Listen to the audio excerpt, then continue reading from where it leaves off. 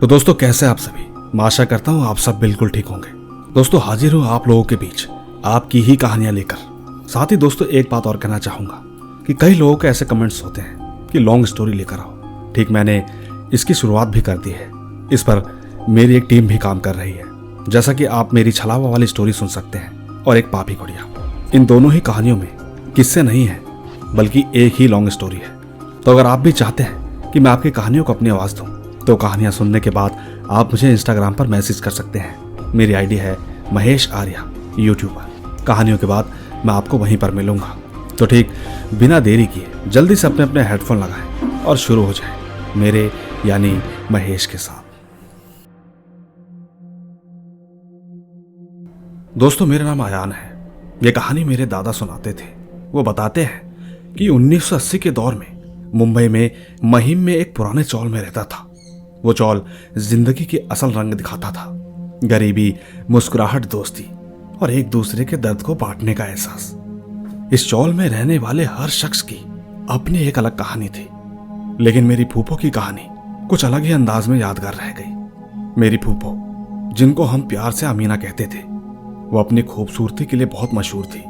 उनके खुले बाल, हल्का फूलों जैसा परफ्यूम और उनका नाजुक अंदाज चौल के लोगों के दिलों पर राज करता था। अमीना अपनी जवानी के दिनों में एक बेहतरीन शख्सियत थी, समझदार, मेहरबान और दिल से सबके लिए खुली। लेकिन जैसे जैसे वक्त गुजरता गया, उनकी जिंदगी में कुछ ऐसे वाकया होने लगे जिन्होंने उनकी रूहानी हालत पर सवाल उठा दिए। चौल की दहलीज से गुजरते वक्त हमेशा से ही एक अजीब सी खुशबू आती थी, जो शायद उनके परफ्यूम की निशानी थी। लेकिन रात के सन्नाटे में जब अंधेरा आपको पूरी गहराइयों में डुबा देता, उस वक्त कुछ लोग कहते थे कि उनके बालों की खुशबू में एक अजीब सा दर्द भी महसूस होता है। हालांकि पहले तो यह सिर्फ अफवाहों का सिलसिला था, मगर धीरे धीरे हालात कुछ ऐसे बदलने लगे कि इंसानों के दिलों में डर का साया जलने लगा। एक दिन की बात थी, जब मैं अपने घर के आंगन में खेल रहा था। अब मैंने सुना कि फूफो के कमरे से कुछ अजनबी आवाजें आ रही है। वो आवाजें बहुत तेज और ना ही बहुत हल्की थी, मगर उनमें एक उलझन थी, जैसे कोई अपने दर्द का इजहार कर रहा हो। शुरू में तो हम सबने सोचा कि शायद उनकी सेहत में कोई मसला है, लेकिन अमीना ने हमेशा मुस्कुराहट बनाए रखी थी।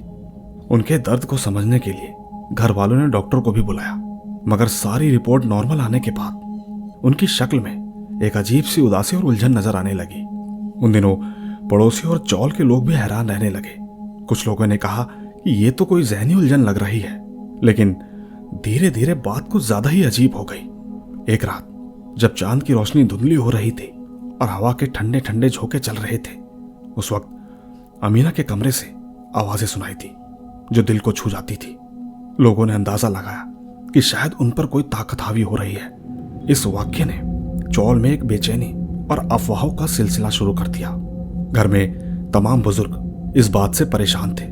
कुछ लोगों का मानना था कि यह सिर्फ जहनी दबाव का नतीजा है, जबकि कुछ लोग ये भी कहते थे कि इस्लाम में जिन्न और शैतान का जिक्र मिलता है। शायद अमीना पर भी कोई नजर पड़ गई है।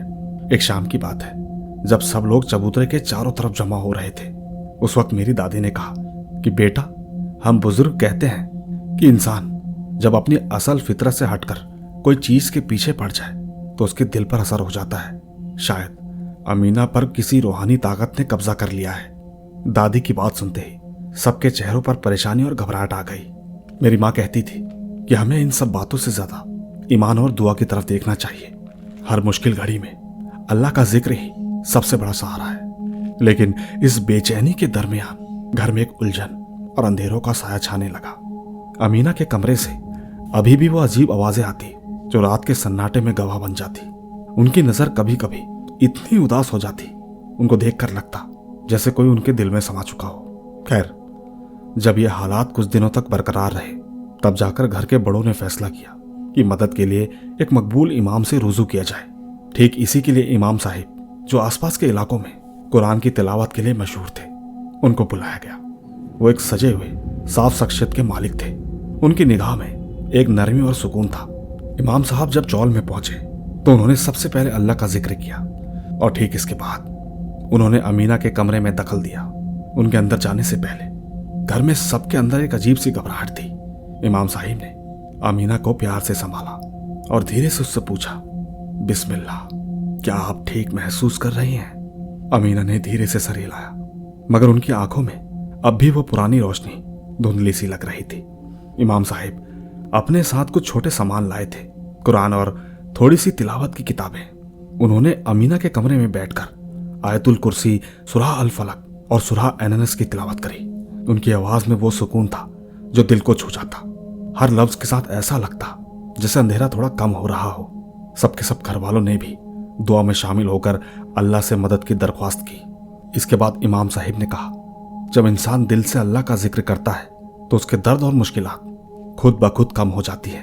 ये सिर्फ एक रुकिया नहीं बल्कि ईमान की ताकत का इजहार है। साथियों, उनकी तिलावत के साथ साथ अमीना के चेहरे पर हल्की सी रोशनी दिखने लगी। वो पहले से थोड़ी बेटर महसूस कर रही थी, मगर फिर भी उनकी आंखों में एक उदासी नजर आ रही थी जो कि शायद हम में से किसी को समझ नहीं आ रही थी। घर के सारे लोग, चाहे बड़े हो या छोटे, इमाम साहिब की तिलावत से मुतस्सिर हुए। हर शब्द में उन्होंने एक पैगाम दिया कि हर इंसान को अल्लाह पर भरोसा रखना चाहिए और जिंदगी की हर मुश्किल घड़ी में दुआ और कुरान की तिलावत से ही असर हासिल हो सकता है। रुकिया के अमल के बाद अमीना की तबीयत में धीरे धीरे सुधार आने लगा। उनके कमरे में अब पहले जैसी आवाजें आना बंद हो गई और तो उनके चेहरे पर मुस्कुराहट की किरण वापस आने लगी। घर में एक नई उम्मीद की किरण चमक उठी। लेकिन ये सफर आसान नहीं था। अमीना की हालत में सुधार आने के बावजूद उनको अपने अंदर के दर्द से मुकाबला करना था। खैर, वो फिर से अपने आप को संभालने लगी। हर रोज कुरान की तिलावत और थोड़ी देर की इबादत के बाद तबीयत में फर्क आने लगा। घर वालों ने जब ये देखा तो दिल से शुक्र अदा किया। चौल के सभी लोग अमीना के इस तजुर्बे से बहुत मुतासिर हुए और तो और उनमें से कुछ ने अपने अपने घरों के अंधेरे दूर करने के लिए कुरान की तिलावत शुरू की। लोगों के दिल में ये बात बैठ गई कि जिंदगी में हर मुश्किल का हल है। बस अगर इंसान दिल से अल्लाह का जिक्र करे तो वो मुश्किल आसान हो जाती है। अमीना की बेहतरी के साथ ही उनकी जिंदगी में एक नया मोड़ आया। अब वो फिर से पुरानी यादों में लौट गई। उनके खुले बाल और हल्के परफ्यूम ने दोबारा से उनकी शान को वापस ला दिया, मगर इस दफा उनकी मुस्कुराहट में एक नरमी और गहराई थी। उनका तजुर्बा जो एक वक्त में दर्द और अंधेरे का सबब बना था, अब वो उनके लिए एक सबक बन चुका था। घर के बड़े जो पहले शायद इन हालातों को समझने से काशिर थे, अब उन्होंने अपने बच्चों को भी यही समझाना शुरू किया कि अल्लाह का जिक्र और ईमान असली शिफा है। चौल की गुफ्तगू में अक्सर ये बातें सुनने को मिलती हैं कि जब दिल से दुआ की जाए तो वो पूरी जरूर होती है। यूँ समझिए, अमीना के तजुर्बे की ये कहानी चौल के सभी लोगों की जुबानों पर है। जब भी किसी के भी घर में कोई अंधेरा या मुश्किल आती है तो वो हमेशा उस वक्त को याद करते हैं जब अमीना बीमार पड़ी थी। मेरे फूफो की कहानी हमें ये याद दिलाती है कि जिंदगी में कभी भी मुश्किल हालात क्यों ना हो, इंसान का ईमान उसके साथ होता है। मुझे उम्मीद है कि अमीना का ये तजुर्बा आप सबको ये सबक देगा कि मुश्किलात में भी अगर दिल से दुआ की जाए तो वो दुआ कभी खाली नहीं जाती। जाते जाते एक पैगाम देना चाहता हूँ। हमारा मानना है कि जिंदगी के हर मोड़ पर याद दिलाना है कि ईमान ही असली शिफा है। धन्यवाद दोस्तों। ये थी आयान शेख की कहानी। इनका कहानी भेजने का अंदाज, लिखने का अंदाज वाकई लाजवाब था। बाकी आपको कहानी कैसी लगी नीचे कमेंट जरूर कीजिएगा, क्योंकि मैं ले चलता हूं आपको अगली कहानी की ओर। आइए सुनते हैं। थैंक्स सर, मेरी कहानी को अपनी आवाज देने के लिए। इसीलिए आज मैं अपनी दूसरी कहानी शेयर करने जा रही हूं। दोस्तों, मेरा नाम अनुष्का त्रिपाठी है। मैं उत्तर प्रदेश बहराइच जिले की रहने वाली हूँ। ये कहानी तब की है जब मैं 6th क्लास में थी। मैं अपने स्कूल का नाम नहीं बताना चाहूँगी, लेकिन ये घटना मेरे साथ हुई है। आप लोग मानो या ना मानो, पर एक नहीं कई बार मैंने ऐसी चीज़ों को महसूस किया है। और तो और ये सारी घटनाएं ठीक मेरे सामने घटित हुई थी। खैर, मैं 6th क्लास में थी तो ठीक मुझसे सीनियर 7th क्लास में एक लड़की थी। उसका नाम मैं आपको नहीं बताना चाहती। बस ये था कि हम एक पूरा ग्रुप थे। हमारा सीनियर जूनियर से एक दूसरे से अच्छा रिश्ता था। क्लास की बात तो सीनियर जूनियर अलग है, लेकिन ग्रुप में हम किसी को सीनियर जूनियर नहीं मानते थे। एक बार की बात थी, हमारे साथ एक दीदी थी जो कि हमारे स्कूल की छत पर गई। वैसे स्कूल की छत पर जाना मना होता था, लेकिन एक बार गेट खुला था तो पूरा ग्रुप साथ में गया था। दीदी उस वक्त बाल धोकर आई थी। उनके बाल उस वक्त खुले थे। हम लोग छत पर आराम से घूम रहे थे। दीदी के बाल बहुत लंबे थे। उन्होंने अपने बाल खोलकर हल्का सा क्लैचर लगा लिया। यही कोई 3-4 मिनट घूमने के बाद हम लोग वापस नीचे आ गए, क्योंकि हमें डर था कि मैम देखेगी तो डांटेगी। लेकिन उन दीदी ने कहा कि तुम लोग चलो, मैं आती हूँ। हम लोग चुपचाप नीचे चले आए। इसके तकरीबन 5 मिनट बाद दीदी सीधा ऊपर से नीचे आई और आकर सीधा क्लास में बैठ गई। लंच खत्म हुआ। उसके बाद दीदी अपनी सीट पर शांति से बैठी रही। देखते ही देखते कुछ ही देर बाद वो अपने बाल नोचने लगी। न जाने क्या हुआ, वो अचानक से चिल्ला उठी और तो और वो सबको काटने लगी। सबके सब इतना डर गए कि कोई उनके पास ही नहीं जा रहा था। वो अपने बाल नोच नोच कर बैग में रखने लगी। देखते ही देखते उनके बैग में बहुत सारे बाल जमा हो गए। मैं तो वाकई बहुत डर गई थी। क्लास के बच्चे प्रिंसिपल को बुला लाए। मैम जब अंदर आई तो वो भी बहुत घबरा गई। तुरंत ही घर वालों को फोन किया गया। वो दीदी जहां पर रहती थी वो मेरी एक फ्रेंड का घर था, जहां पर वो रेंट पर रहती थी। उस वक्त मेरी फ्रेंड के भाई आए और वो दीदी को बाइक पे बैठाने की कोशिश कर रहे थे, लेकिन वो बैठ ही नहीं रही थी। पर जैसे तैसे जबरदस्ती उन्होंने दीदी को बाइक में बैठाया और तो और स्टॉल से उनके हाथ बांध दिए। मैं भी तुरंत अपनी फ्रेंड के साथ उनके पीछे पीछे घर पहुंची। घर पहुंचने के बाद पता चला कि उनको बहुत ठंड लग रही है, जबकि उस वक्त गर्मियों का मौसम था। लेकिन उनको इतनी ठंड लग रही थी कि जितनी चाहे रजाइयां उड़ा दो कोई फर्क नहीं पड़ रहा था। इसके बाद उनका झाड़ा लगाया गया, तब जाकर वो धीरे धीरे ठीक हुई। दोस्तों, इन सब के बाद जिस दिन से ये सब हुआ था उसके दूसरे तीसरे दिन मेरा भी बहुत मन किया कि मैं भी जाऊं, क्योंकि मुझे विश्वास नहीं था। मैं ठीक स्कूल की छत पर गई। मेरे साथ 2-3 फ्रेंड और भी थे। मैंने ठीक जैसे दीदी ने किया सेम वही हरकत की। सबको नीचे भेजने के 1-2 मिनट के बाद मैं वहां रुकी और फिर नीचे चली गई। सच कहती हूँ, मेरे साथ ऐसा कुछ नहीं हुआ। लेकिन जब मैं अपने घर पर आई तो मैंने सबको बताया। उसी रात की बात बता रही हूँ। उस रात मैं अपने रूम में थी। मेरे रूम में बाथरूम की लाइट आती है, एक छोटा सा होल है, उसके जरिए। उस दिन अचानक रात को मेरी आंखें खुल गई। मैंने देखा कि उस लाइट से घर की दीवार पर एक परछाई बन रही थी। एक काला काला, पता नहीं क्या था, पर वो जो भी था एक लड़की के आकार में था। उसके खुले खुले बाल मुझे साफ दिखाई दे रहे थे। ऐसा लग रहा था जैसे किसी के उड़ते हुए बाल लहरा रहे हो। सच कहती हूँ, मैं विश्वास ही नहीं कर पा रही थी। मैं आज भी जब सोचती हूँ तो मेरे रोंगटे खड़े हो जाते हैं। मैंने तुरंत ही हनुमान चालीसा पढ़ी और भगवान का नाम लिया। सोने की कोशिश की, आंखें लगी और उसके कुछ ही देर बाद किसी ने मेरा मुंह बंद कर दिया।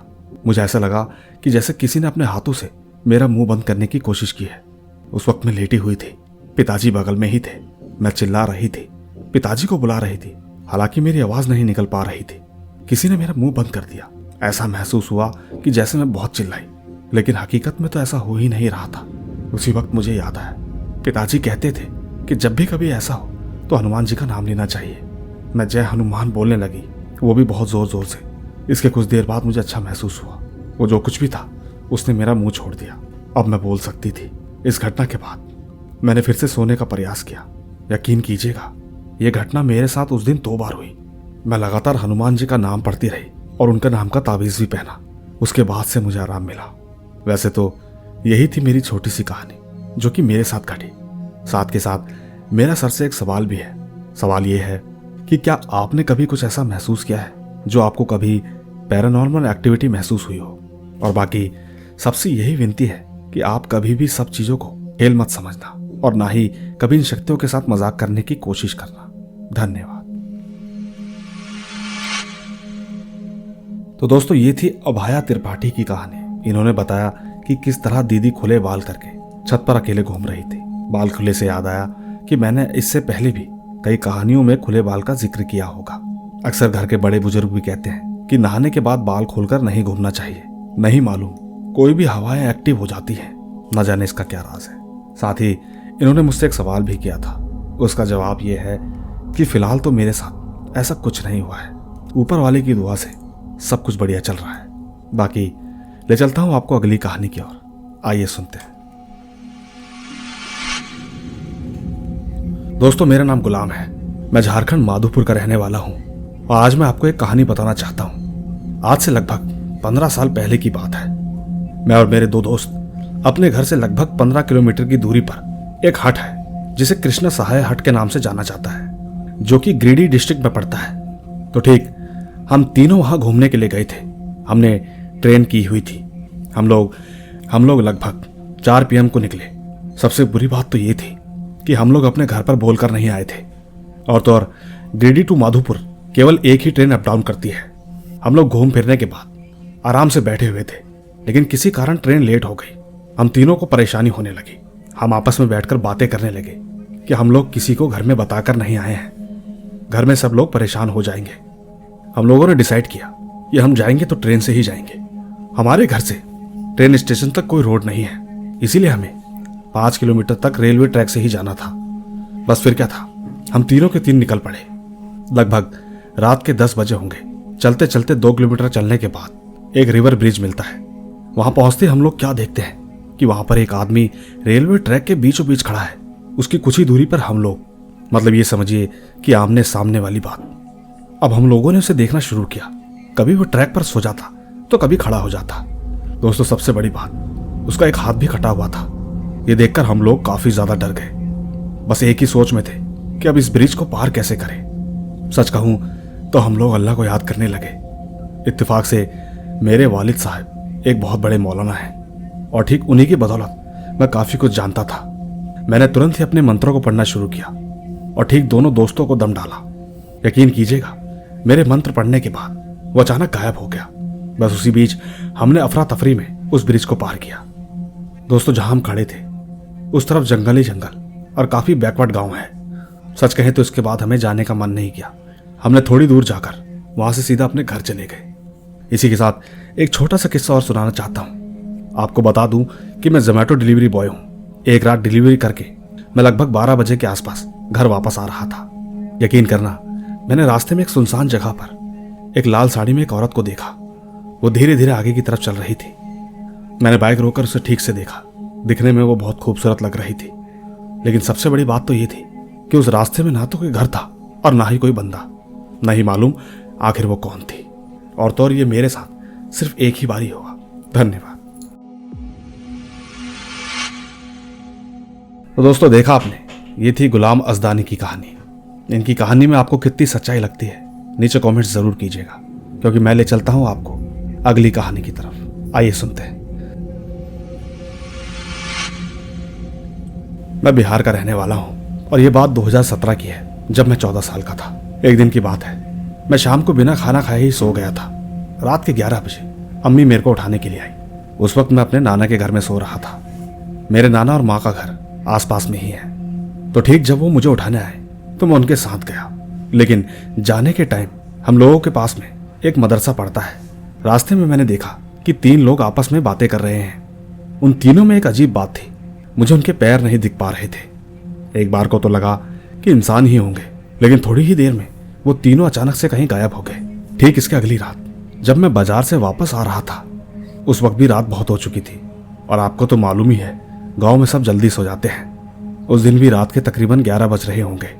मैं बस घर पहुंचने ही वाला था कि मुझे दोबारा 3 इंसान दिखे। शायद उन तीनों को मैं पहचानता था। उनमें से एक मेरे दोस्त का मामा था, लेकिन एक बात थी, वो लोग नॉर्मल बिहेव नहीं कर रहे थे। जब तक मैं कुछ सोच पाता कि तभी मेरे दोस्त के मामा ने मेरा मुंह बंद कर दिया।